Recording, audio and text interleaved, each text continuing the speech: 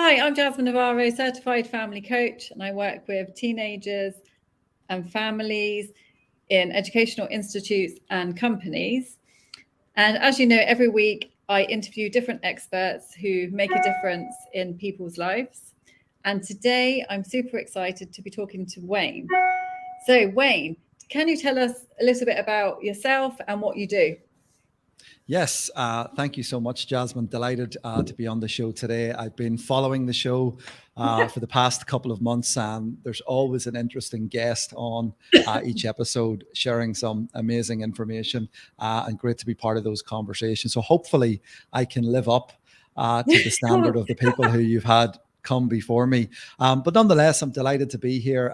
My name's Wayne, and I've spent the past 10 to 15 years delivering educational programs in schools and colleges across the UK and Ireland to help young people use the internet, social media, technology positively and responsibly.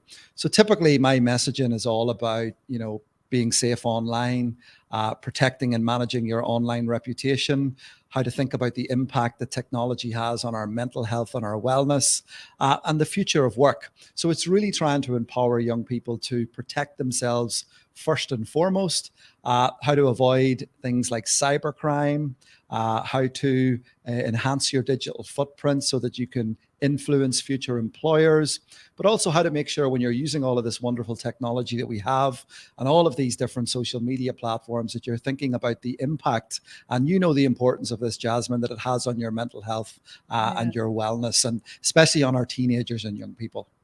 No, exactly. No, and thank you so much for coming on, because I think sharing your knowledge, I mean, it's so needed, especially now more than ever. But so, yeah, you chose the topic, helping children and teenagers be online safely. So what made you choose that? Well, we know why, but where do we start? I mean, it just seems such a huge topic. It is. It's a huge topic, and it's a huge concern for many parents. Many parents didn't grow up with technology. They themselves, aren't using a lot of these social media platforms. So in some cases, a lot of parents are unaware of the risks and dangers that exist in the online spaces. And these are dangers across all of the popular social media platforms. I can't think of any platform where there isn't a risk or there isn't a danger. So we have to understand what some of those risks and those dangers are. But the best thing we can do with education is start it as early as possible. And that's really important when it comes to technology. I mean, you'll see this in Dubai, you'll see this in every part of the world, that kids are getting access to technology from a very young age. It makes sense that we start the education earlier and earlier, but unfortunately, we're not starting it to children and young people are a little bit older, and then they themselves have navigated the space often unsupervised, and can come in contact with strangers, can encounter different risks online. And in some cases, there can be a huge impact, not only from an online safety and a safeguarding perspective, but also in other areas of how it might impact their life. So the message is really to start this as early as possible.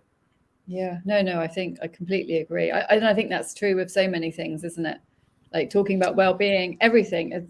The younger, the better. The younger all of these things, the better. But going back to what you were saying, like, what would you say are the biggest risks of social media? Well, for me, the biggest risks are in and around online exploitation and grooming and abuse. These are things that can happen relatively easy online. The social media platforms in themselves provides a high level of anonymity for perpetrators, for people who do want to abuse children and young people, and it's a difficult topic in some cases to discuss these sorts of things that can happen online, but it is a topic that we do need to be discussing, and we do need to be equipping our children with the skills that if something happens to them in the online space, they feel comfortable about coming forward and speaking to a parent, speaking to a guardian, or reporting that to a trusted adult. So the risk around all of that type of stuff is huge, and it's something that all parents need to be aware of. But you also have the mental health and the wellness sector of all of this, where the more time we're spending online, there's lots of research coming out now that the blue light on our smartphone impacts our sleeping pattern at night, and that's why I'm a big Wow. champion of not having any technology in the bedroom and Really, not relying really, on your nothing. smart. Yeah, I don't think Wow. the technology should be in the bedroom at all. And I know many young people, and indeed many adults, will use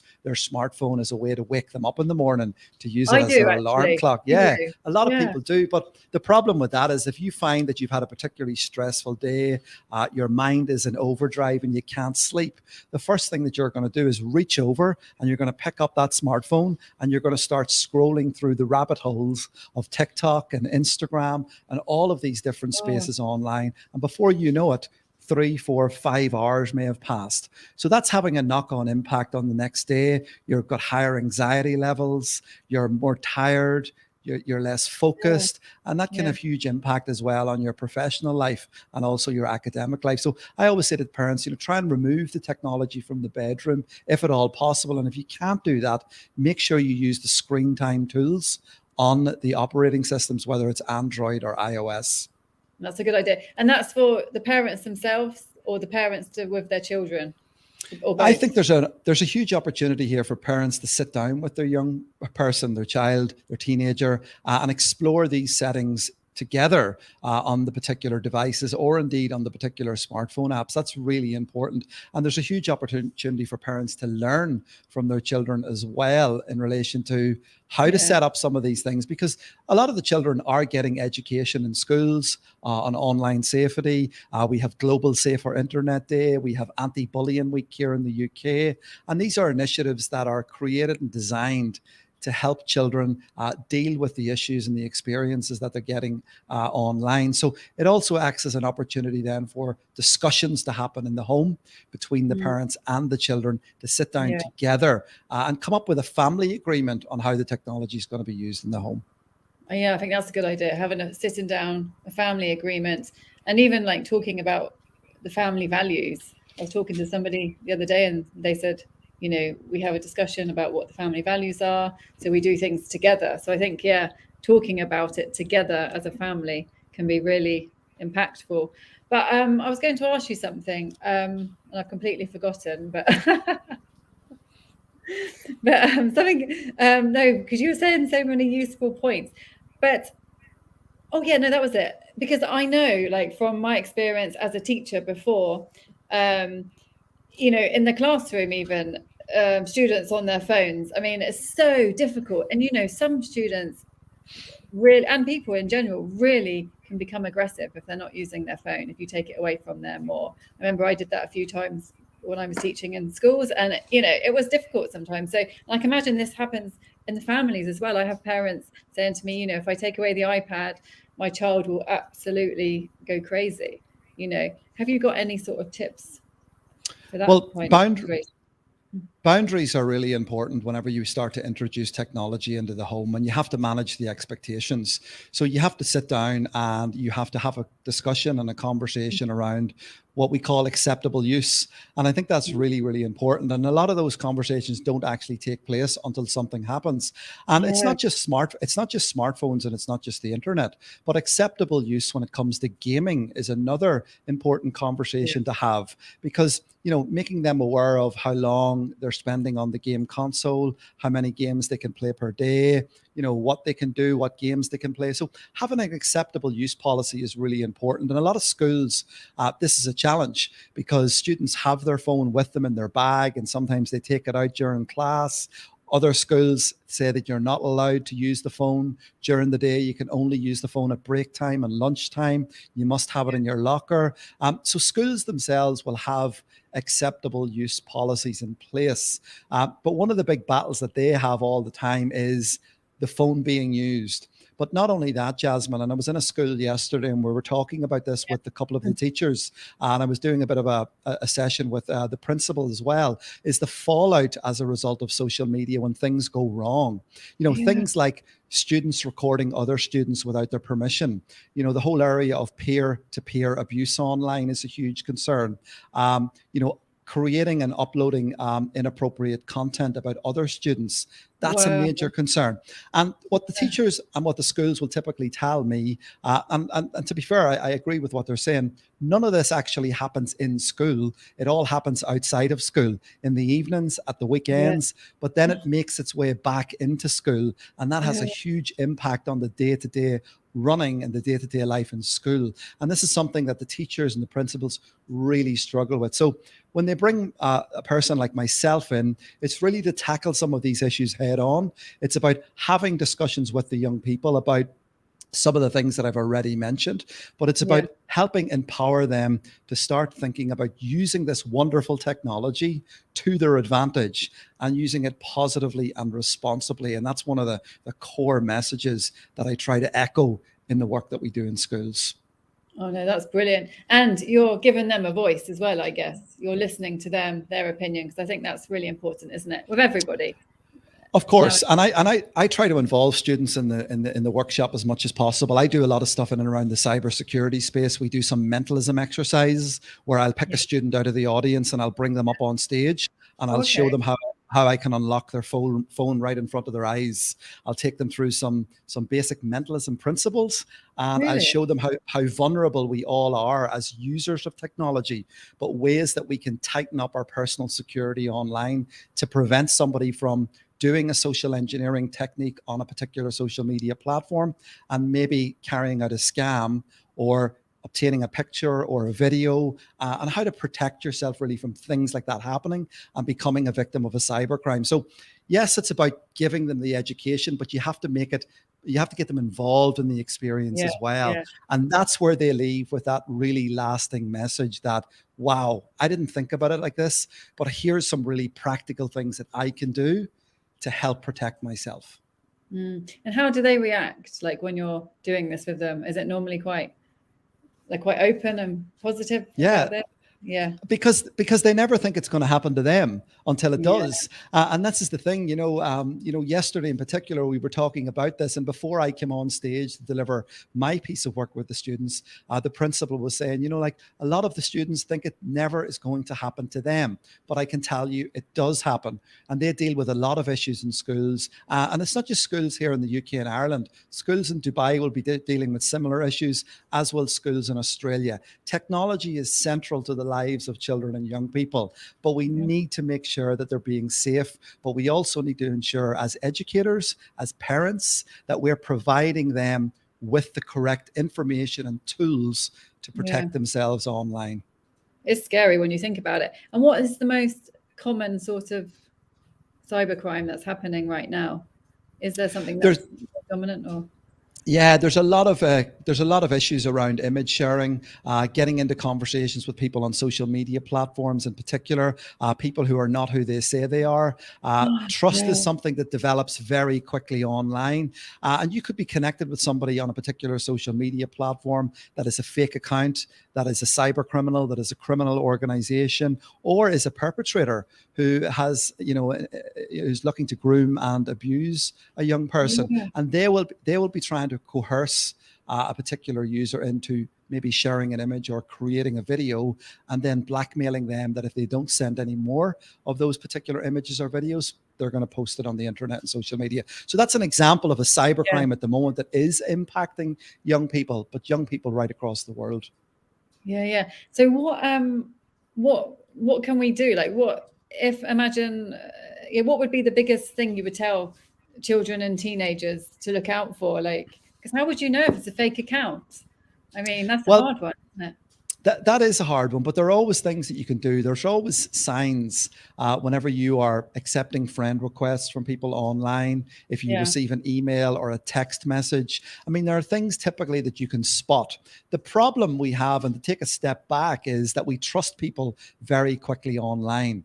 We believe what we're told and what we see in the online and the virtual space. And it's very easy to set up a fake account. It's very easy even to clone a website in 2022 and change the domain name with one letter and trick people into thinking that they're going to this well-known global brand. And it's a fake website that has been cloned and set up by the cyber criminals.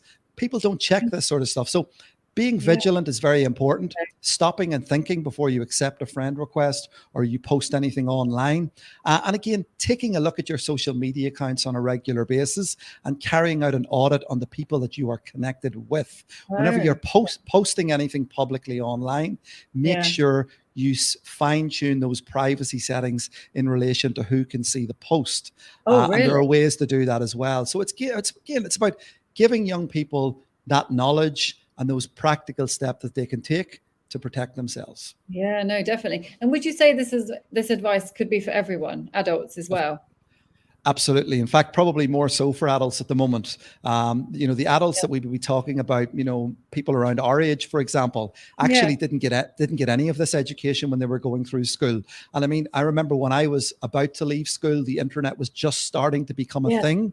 I didn't get any education. There was no education. Like, I was going on to the Yahoo search engine back in 1994, 1995 or thereabouts, right? It was dial-up internet, but there was no online safety education at that point. So if you think of the parents of my age and our age potentially, a lot of those parents who come to the online safety workshops that I deliver have had no education. It's their first time hearing any of this. So a lot of that information is totally applicable to parents as well, making them aware of the things that they're clicking on, they're downloading, they're signing up to, how to be aware if your email address or your password has ever been involved in a data breach. Many people don't even know the answer to that question. So there's ways to find out this information if you know what tools to use online. Wow, no, I think what you're doing is so crucial, isn't it? Because you don't know what you don't know. So I mean, that's it. And actually now you're saying this, I do see on Instagram so many people copying other people's accounts, especially people who are quite high profile. You see lots of those copies, and you have to look twice because it looks like it's that person. So, and I guess they're scamming for money. That there's all different reasons, I guess. But yeah, you have to. There's huge issues around social media platforms at the moment, crypto scams, get rich scams, fake celebrities, all of that sort of stuff exists. It exists right across the globe. It's a problem everywhere. And the social media platforms need to do more to protect their users. I mean, Facebook and Instagram and TikTok and all of these platforms have a duty of care to keep people safe. And if things are happening on these platforms, and I've done this before where you've reported things to these platforms and nothing has ever happened. So they really need to look at that element of their business to make sure that when customers users are reporting things that they're experiencing on these platforms, it's taken seriously and it's actioned. Yeah, no, exactly. Because once it's happening, it's kind of too late in a way, isn't it? It's already, if they've that's the thing. So I think so I guess the best thing to do is, if the friend request, so pause, if you don't know the person, pause, make sure it's a real person. But what else can we do? I know being vigilant is definitely key, but I always say my top 5 tips when it comes to cyber safety in general is don't use the same password more than once. A lot of people do that. A lot of people are guilty as charged of using the same one password for absolutely every account that they use online. Number 2 is get a password manager. There are a couple of great password managers in the marketplace at the moment. It keeps all of your passwords safe and secure in an app on your phone. It gets you into the habit of generating a brand new password for each website that you use, and it stores it securely in the password manager app. That's a really simple thing that everybody can do. If anybody's looking for a password manager, I use Bitwarden, Bitwarden. It's a free password manager. It's great. I've been using it for a couple of years. It helps you practice good digital hygiene. That's really important. Number 3, be careful about the information that you're uploading online and where it ends up, particularly around images and things that you're signing up to, particularly websites. Data breaches are happening now on average once a month. So you need to be aware that your email address or your password could be involved in a data breach. A good website to sign up to is a website called Have I Been Pwned? PWNED. It will allow you to enter your email address. It'll show you if your email address has ever been involved in a data breach. What do you mean, data breach? What does that mean? So that means when a web system, when an app, when an application online is compromised, where there's a data breach happening, where certain parts of the system have been exploited. In the case of this, Somebody may have been able to get in and hack the database, get access to the passwords, get access to the usernames. And now that information is available publicly somewhere for people to buy and purchase. In a lot of cases, it ends up in the dark web, and that information is resold on to other people, to other criminal organizations. So it's about being aware that we're all at risk of our personal safety online, and we have to take steps, just like in our homes, to lock our front doors, to set our alarm systems, these types of things to keep our home safe. We got to be protecting our digital assets, our digital life as well. We got to make sure that we're using those things like those password managers, like the careful about the information that we're posting and we're sharing online, because that information then can be useful to someone else if they know what information they're looking for. Wow, there's a lot to it, really. And I think, I mean, it's amazing the work that you do, but I just think definitely there's not enough people talking about this. You don't really, I mean. No, unfortunately not. And there's been a couple of great examples. There's a great example that Dubai Police did a couple of years ago. And I think it was with one of the banks. I can't remember the exact bank it was, but if you go onto YouTube, there's a video there, and it's all about protecting and managing your password and people getting scammed and losing money from their bank account as a result of clicking on a suspicious link. So it's good to see organizations like, banks and Dubai Police coming together and working to help educate their customers about how to protect themselves. But ultimately, and in my professional experience, the banks do a great job in security in general. People are the weakest link. Exactly. But you're right when you say about the links, because now if I receive a link, I'm like, what's this? And I guess if you're in doubt, don't click on it. Simply just do not click on the link. If you don't, that's it. Just don't click. That's it. There's a campaign here in the UK called Take 5. If you're ever in doubt, stop and take 5. Go and ask somebody about it. If you receive an email in your work and it's about an invoice or something needs to be paid, always just be careful. Don't click on the link, because that could be some form of executable file that can download onto your computer, could encrypt your hard drive, could open up a backdoor into your work or your organization's systems. So again, it's important to be careful. And this is really important for smaller businesses as well, who don't have the big IT and security teams. We all have a responsibility to make sure we're taking steps to protect ourselves and those around us if we can. And I produce a lot of videos through my Facebook channel, over on LinkedIn as well. I did a LinkedIn Live last week on a message that's doing the rounds at the moment, where you can lose access to your Facebook account if you click on this particular link. And again, this is coming from cyber criminals, who are looking to get access to people's accounts, and they're using popular systems and platforms that we all use on a regular basis to send these messages out to people. And it's a numbers game. They're just waiting for somebody to click on it, enter their email address and their password, and that's it. That's what I was going to say. Is there anyone in particular that they aim for, or is it just anybody? It's just a numbers game. It's a numbers game. It really, really is a numbers game. I get these messages and I'm in this space, right? But the thing about it is, you could have an off day, you could be tired, you mightn't be focusing. And that's why it's really important to remain vigilant. Be careful. Never, ever, ever click on a link within an email that looks suspicious, even if you think it's coming from a trusted person that you know, because there are ways to spoof the sender address. There are ways to spoof the website domain. And those are all things that can trick people into thinking it's coming from a trusted source, when in fact it could be coming from an untrusted source. So if ever in doubt, stop and think. No, brilliant. Thank you so much. So I guess preventative tools are the best thing, like everything, I guess. Because once you've clicked on that link, but is it the end of the world when you've clicked on that link? Well, the thing about it is, the individuals carrying out these attacks, whether it's a phishing attack, which is via email, whether it's a smishing attack, which is via SMS, or whether it's a vishing attack, which is via voice. And those are the 3 categories, right? Really? So let's say it's the first one, it's the email. Well, what they know is they're using software that sends out all of these emails. So it's a bit like phishing.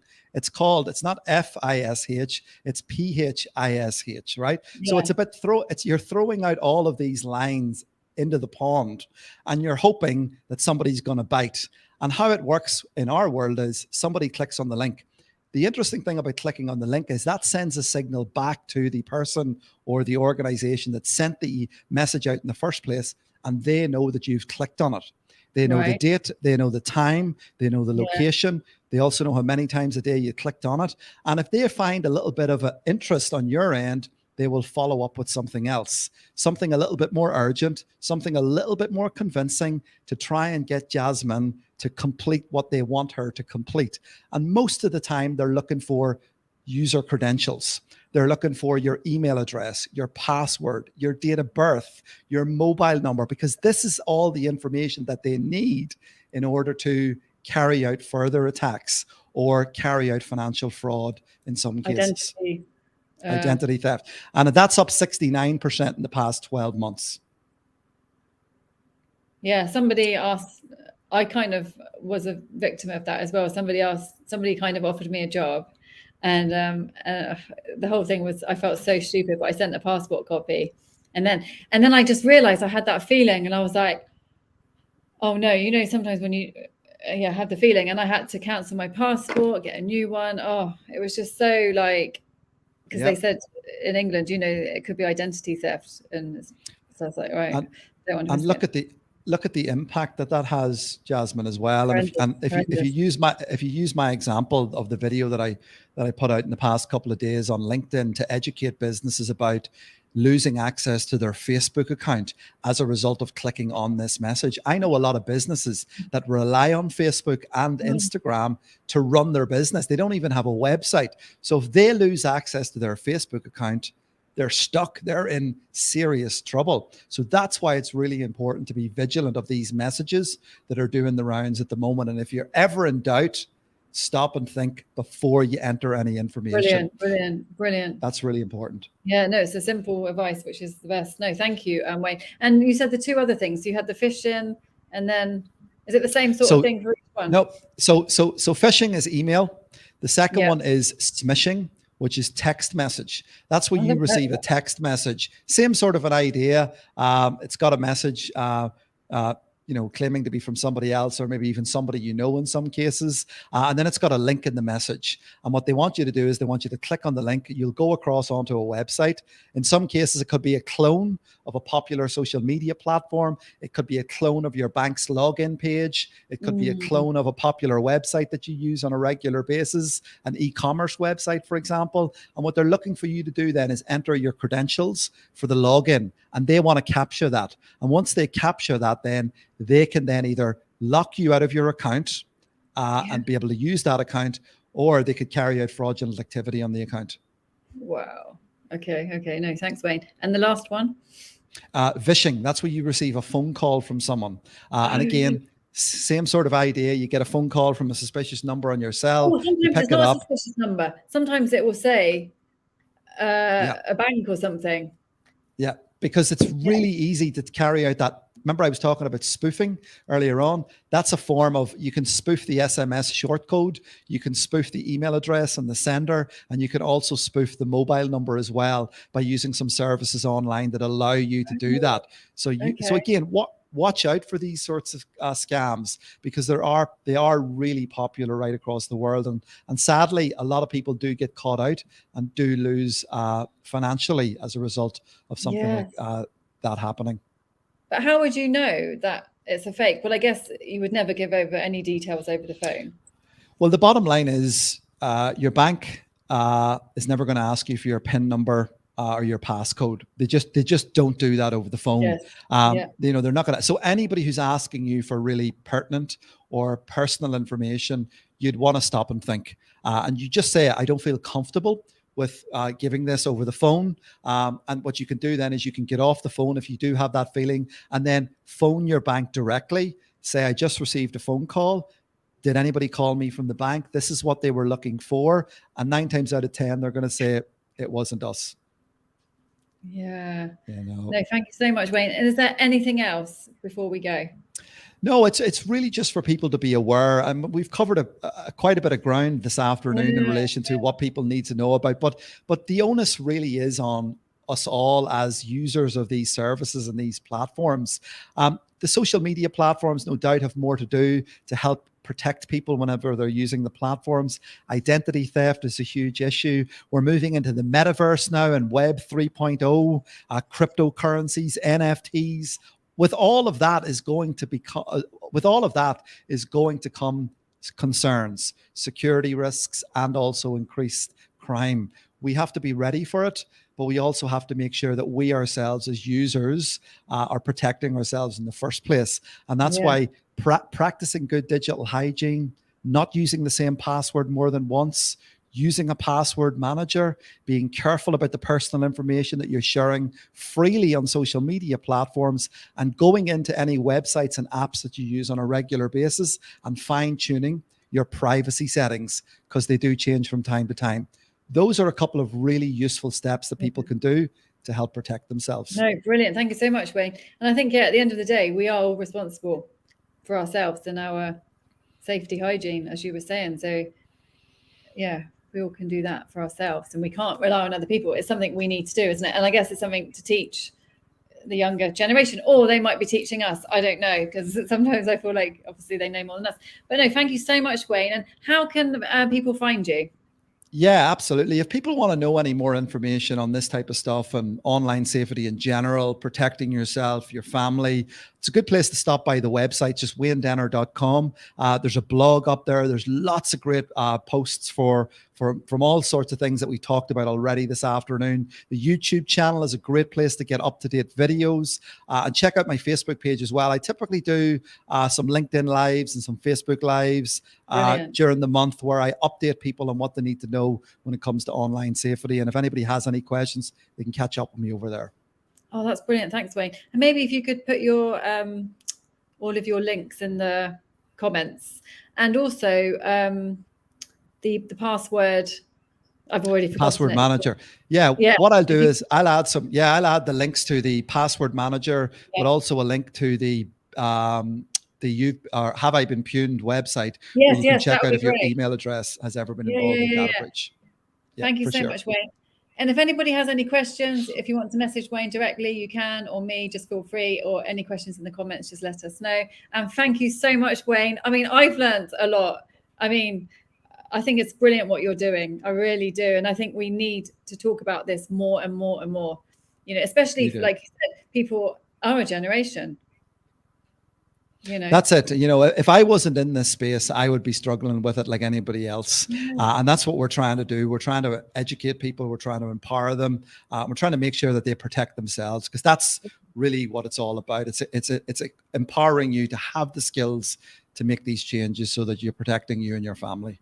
Definitely, rather than learning the hard way. I mean, absolutely. You hear all these stories, don't you? I keep seeing stories in the UK about people who've been scammed. But thank you. I could talk to you all day, but thank you so much, Wayne. And I will see everybody next week.